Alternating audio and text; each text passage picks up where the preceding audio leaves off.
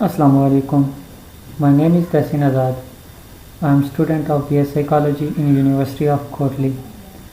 Today the topic of my presentation is all about environmental issues. Environmental issues. आज हम discuss करेंगे जो environmental issue major environmental issue हैं जो सिर्फ ना पाकिस्तान बल्कि पूरी दुनिया इन प्रॉब्लम्स को फेस करती है। नंबर 1 है air pollution, number 2 water pollution, number 3 soil pollution, number 4 acid rain and number 4 global warming.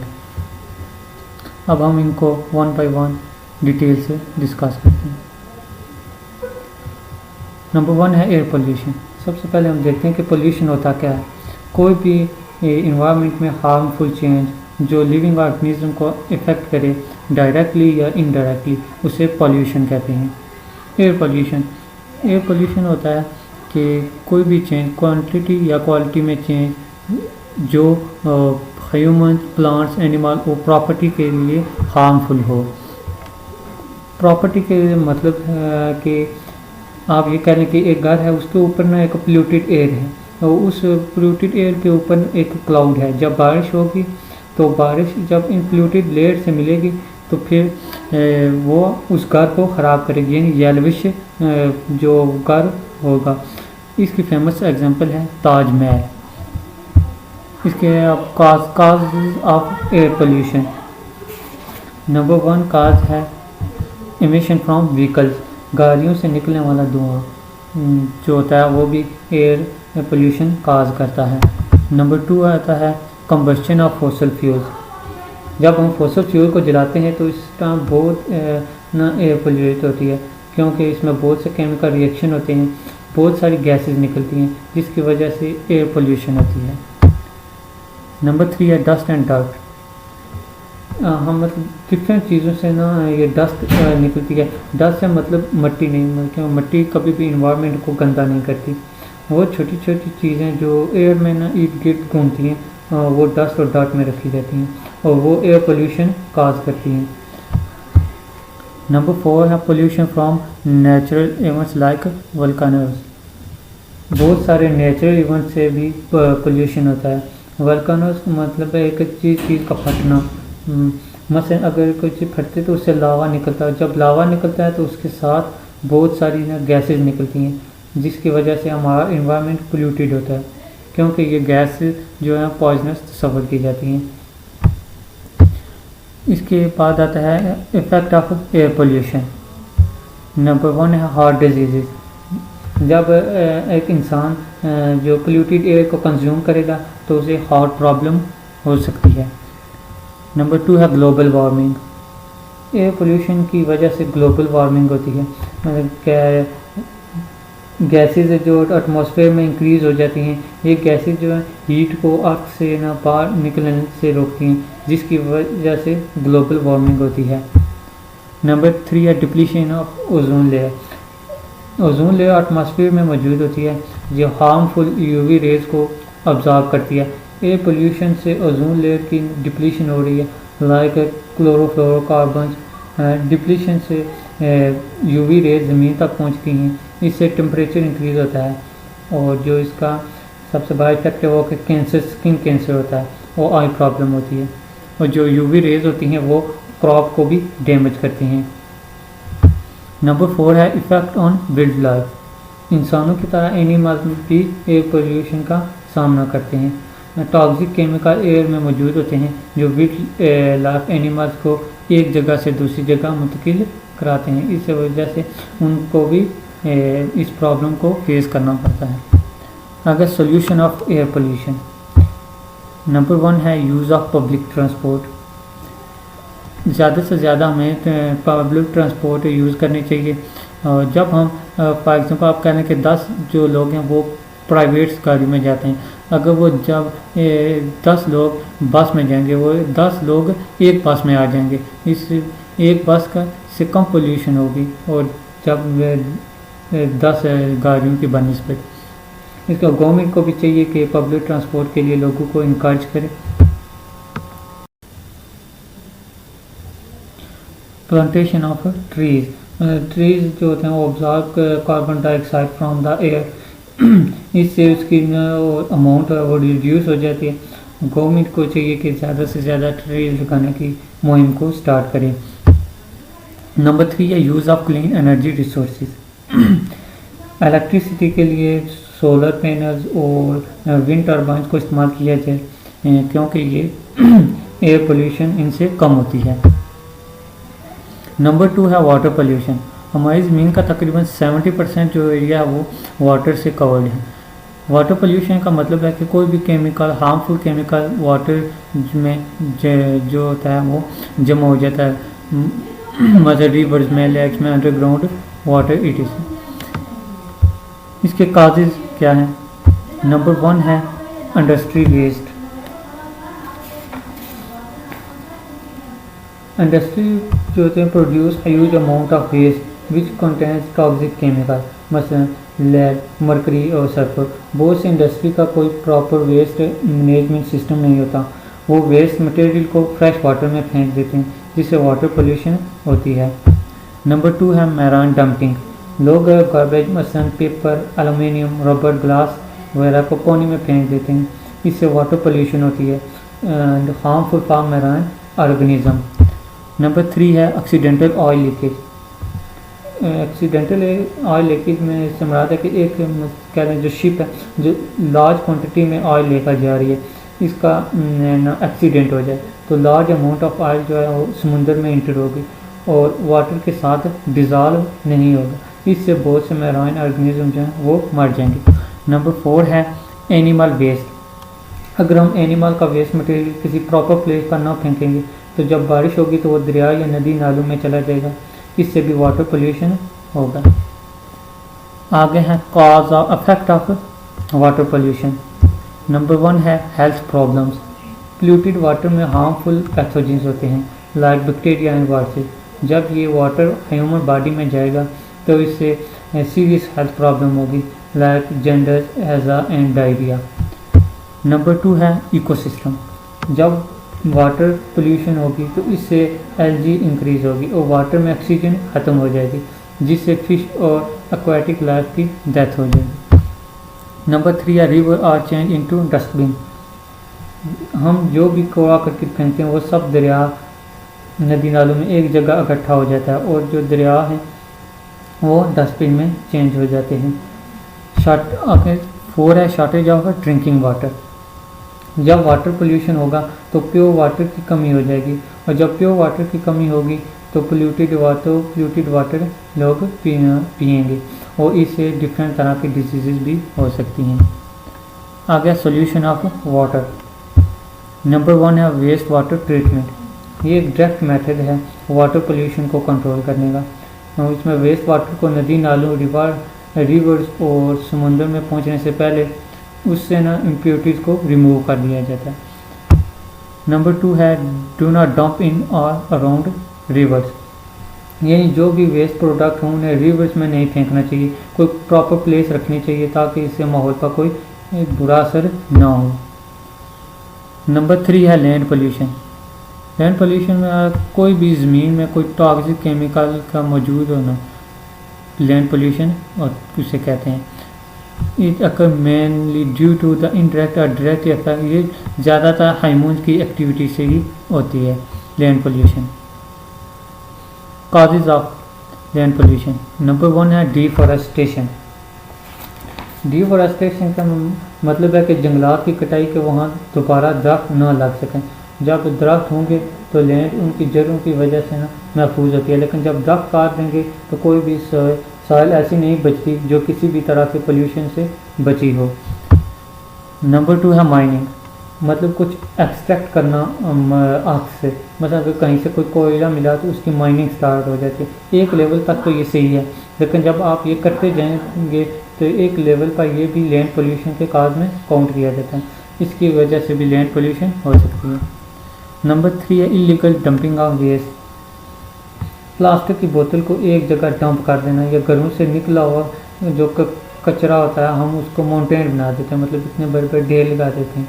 Waste material को हम इलीगल लैंड पर फेंक देते, जिससे जिससे लैंड पोल्यूशन होता है। नंबर 4 है एरोजन। एरोजन मतलब आप कह लें कि जब एक एरिया है जिस पर बहुत सारी सॉइल थी, फ्लड आया और पूरी वो थिक लेयर ऑफ सॉइल को ना अपने साथ बहा के ले गया, इससे भी लैंड पोल्यूशन हो रही है, क्योंकि जो जो सहूलियात हमें सॉइल देती है वो पूरी की पूरी बह जाएंगी या वहाँ से निकल जाएंगी, तो लैंड पोल्यूशन ही होगा। आगे है effect of land pollution. Number 1 है लेस ग्रोथ ऑफ प्लांट्स। बहुत सारे प्लांट्स की ग्रोथ रुक जाती है, मिट्टी में मौजूद जो डिकम्पोजर, फंजाई और बैक्टीरिया मरना स्टार्ट हो जाते हैं, और it decrease the fertility of soil, यानी मिट्टी के जरासी को कम करता है। नंबर 2 है ह्यूमन डिजीज़। बहुत से वेस्ट जो होते हैं ह्यूमन्स की हेल्थ पर मनफी असर डालते हैं। इन हार्मफुल केमिकल की वजह से स्किन प्रॉब्लम, कैंसर और रेस्पिरेटरी डिजीज़ हो सकती हैं। नंबर 3 है death of animals and plants. Land जो होते हैं वेस्ट केमिकल जो माइनिंग, फार्मिंग और फैक्ट्री से प्रोड्यूस होते हैं वो मिट्टी और पानी में दाखिल हो जाते हैं। ये केमिकल प्लांट्स और एनिमल के मरने का सबब बनते हैं और इनसे फूड चेन में भी खलल पड़ता है। नंबर 4 है green house effect. Land release the green house gas methane which lead to global warming, यानी लैंड मीथेन को रिलीज किया जिससे ग्लोबल वार्मिंग होती है। आगे सॉल्यूशन। नंबर 1 है रिफॉरेस्टेशन। ज़्यादा से ज़्यादा दरख्त उगाने चाहिए, क्योंकि ये इन हैबिटेट्स के लिए हेल्पफुल होगा जो इकोसिस्टम को कंप्लीट करने में कंट्रीब्यूट करते हैं। जब ज़्यादा से ज़्यादा दरख्त होंगे तो वो हमें फ्लड और सॉइल इरोजन से महफूज रखेंगे। नंबर 2 है recovering and recycling material. Land pollution को कम करने के लिए हमें चाहिए कि हम मटेरियल को रीयूज़ करें, such as cloth, plastic, bag and glass. Recycling से हम वेस्ट मटेरियल की अमाउंट कम कर सकते हैं, हमें जो लैंड को पोल्यूटेड बनाती हैं। अमेरिका के एक एनवायरमेंटल प्रोटेक्शन एजेंसी के मुताबिक जब कोई कंपनी 1 टन पेपर की ना रिसाइकलिंग करती है तो वो 17 ट्रीज बचाने के बराबर होता है। आगे है acid rain. Smoke coming out of factories and out automobiles contain nitrogen and sulphur amount. कोई भी जो स्मोक होती है और जो फैक्ट्रीज और ऑटोमोबाइल से निकले उसमें नाइट्रोजन और सल्फर कंपाउंड्स होते हैं। When these compound reach high in the atmosphere, जब ये कंपाउंड एटमॉस्फेयर में जाते हैं, they combine with water vapours and nitric and sulphuric acid. वो वेपर्स वाटर वेपर्स नाइट्रिक और सल्फ्यूरिक के साथ मिलते हैं, और when this acidic water comes down when it is called acid rain. जब वो एसिडिक वाटर नीचे आता है तो उसे एसिड रेन कहते हैं। Cause of acid rain. Number 1 है बर्निंग ऑफ फॉसिल फ्यूल। बहुत सारे पावर प्लांट्स सल्फर डाइऑक्साइड और नाइट्रोजन ऑक्साइड को रिलीज करते हैं। When they burn fossil fuel such as coal, तो sulphur and nitrogen oxide air में जाते हैं जो एसिड रेन का काज बनते हैं। नंबर 2 है vehicles and heavy equipments waste gases. जो भी व्हीकल्स या हैवी इक्विपमेंट हैं इनसे जो वेस्ट गैसेस निकलती हैं इनमें नाइट्रोजन और सल्फर डाइऑक्साइड होता है जो एसिड रेन काज करता है। नंबर 3 है manufacturing oil refineries and other industries waste gases. जो भी मैन्युफैक्चरिंग ऑयल रिफाइनरीज और इंडस्ट्रीज में से वेस्ट गैसेस निकलती हैं इनमें नाइट्रोजन और सल्फर डाइऑक्साइड होता है जिसकी वजह से एसिड रेन होती है। नंबर 4 है volcanoes also cause acid rain by blasting pollutant blasting by rain is volcanoes में भी सल्फर पाया जाता है। जब वोल्केनोज की ब्लास्टिंग होती है तो इससे ना सल्फर निकलता है जो एयर में जाता है और एसिड रेन का सबब बनता है। आगे है इफेक्ट। नंबर 1 है एडवर्स इम्पैक्ट ऑन फॉरेस्ट। जब एसिड रेन होती है तो इससे जो एसिडिक पार्ट होता है जो हमारी सॉइल में मिलकर सॉइल की वैल्यू को कम करता है जिससे फॉरेस्ट पर असर पड़ता है, मसलन दरख्तों पर, प्लांट्स पर और क्रॉप्स पर। नंबर 2 है on fresh water. Acidic rain fresh water को भी ख़राब करती है। इसका एसिडिक पार्ट जो है फ्रेश वाटर को इम्प्योर कर देता है। नंबर 3 एक्वाटिक जब भी एसिड रेन एक्वाटिक लाइफ के लिए भी हार्मफुल है। जब एसिड रेन होती है तो रिवर, लेक, सी में जब इसका एसिड जाता है तो जितनी भी एक्वाटिक लाइफ होगी वो तो या तो मर जाएगी या उस पर बहुत बुरा असर होगा। नंबर 4 है इम्पैक्ट ऑन ह्यूमन लाइफ। जब ह्यूमन एसिडिक वाटर पिएंगे तो इन पर भी उसका असर होगा। Cause respiratory disease like asthma and chronic bronchitis. इसका सोल्यूशन नंबर 1 है removing sulphur. Removing sulphur from coals before burning और using low sulphur coal. Number 2 है new research new less polluted method. Less polluted method जो है उनको जो research करना चाहिए। और नंबर 3 है गवर्नमेंट। गवर्नमेंट को चाहिए कि वो spend more money on pollution control करने के लिए ज़्यादा से ज़्यादा वो जो अपने अखराजात करे और उसको कंट्रोल करने की मुहिम चलाए। आ गया global warming. The rise in the average temperature of earth atmosphere is called global warming. ज़मीन का टेम्परेचर जब एवरेज से ज़्यादा हो जाता है तो वो ग्लोबल वार्मिंग उसे कहते हैं। काजेज नंबर 1 है green house gas and carbon dioxide. Global warming इस वक्त होती है जब कार्बन डाइऑक्साइड और दीगर एयर पोल्यूशन और ग्रीन हाउस गैसेज फिजा में जम होती हैं जो सूरज की रोशनी को ऑब्जर्व करते हैं जो सतह ज़मीन से बाउंस होती है। आमतौर पर ये रेडिएशन स्पेस में एस्केप कर ले जाती हैं लेकिन ये आलूदगी माहौल में ही रहती है और वो उस स्यारे में गर्मी का बायस बनती है। उसे ग्रीन हाउस इफेक्ट कहते हैं। Burning of fossil fuel. Burning of fossil fuel is the largest source of heat trapping pollution जो हर साल तकरीबन 2 अरब टन कार्बन डाइऑक्साइड तैयार करता है। Coal burning power plants are biggest polluters. Number 3 है deforestation and trees collect.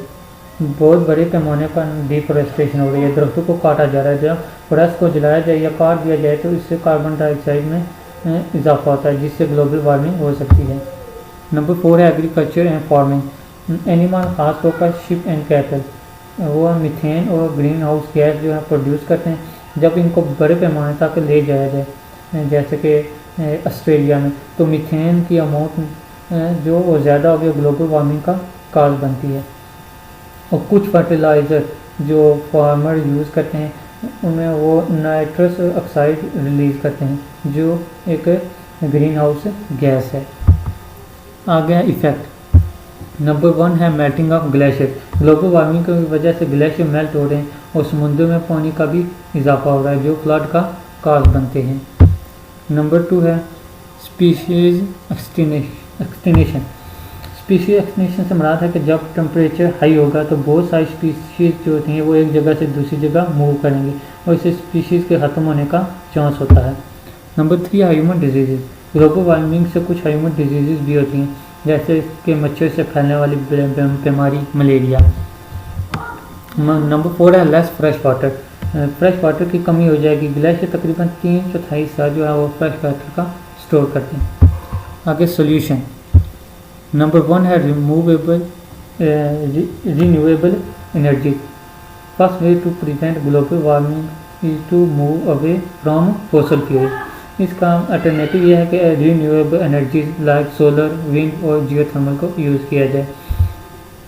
Public transport. ज़्यादा से ज़्यादा पब्लिक ट्रांसपोर्ट यूज़ करनी चाहिए ताकि कार्बन डाइऑक्साइड के एमिशन कम हो और ग्लोबल वार्मिंग न हो। Thank you all for listening to my presentation.